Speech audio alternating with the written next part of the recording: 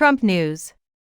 Two legal setbacks for Trump allies in a single day. Tuesday saw two legal blows for Trump's associates, one for failing to return official documents and the other for allegedly stealing the 2020 election as a result of massive voter fraud.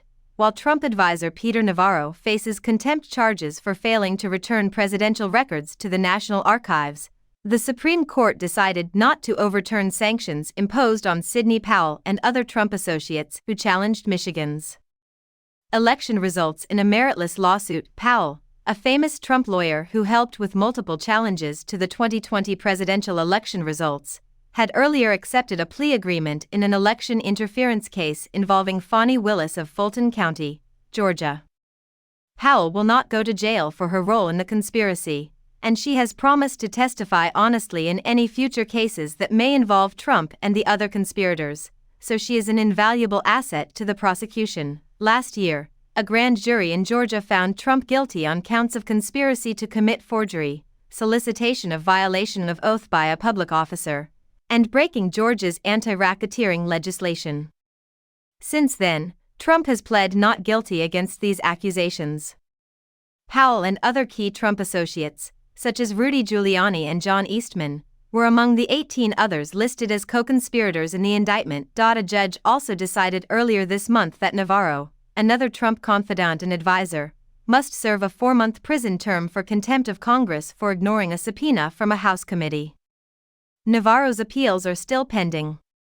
In doing so, he will join the ranks of Americans serving prison time for contempt of Congress charges, a practice that has not occurred in the country for almost half a century. On Tuesday, the Supreme Court turned down an appeal from a coalition of attorneys aligned with Trump. These attorneys had to deal with professional and financial fallout in Michigan after suing to overturn the state's 2020 election results on the grounds that they were victims of election fraud, in order to reimburse the legal fees that the city of Detroit and state incurred to defend the lawsuit. A district court ordered 5 lawyers, including Powell and Lynn Wood, must pay more than $175,000.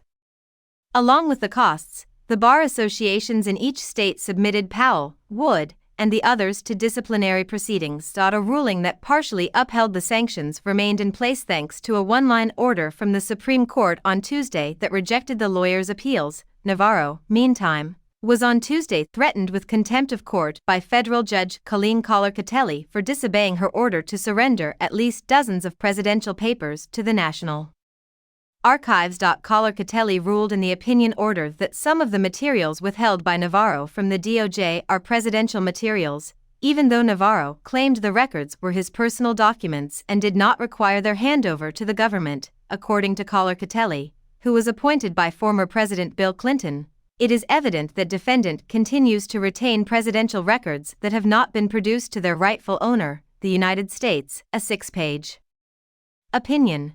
In order to avoid a possible contempt citation, Collar-Catelli has given Navarro until March 21 to examine 600 records and ascertain whether they contain any more government files. To get Navarro's legal counsel's reaction, Newsweek emailed them. The judge also stated her intention to transfer the case to a magistrate judge so the government can acquire the documents it deserves.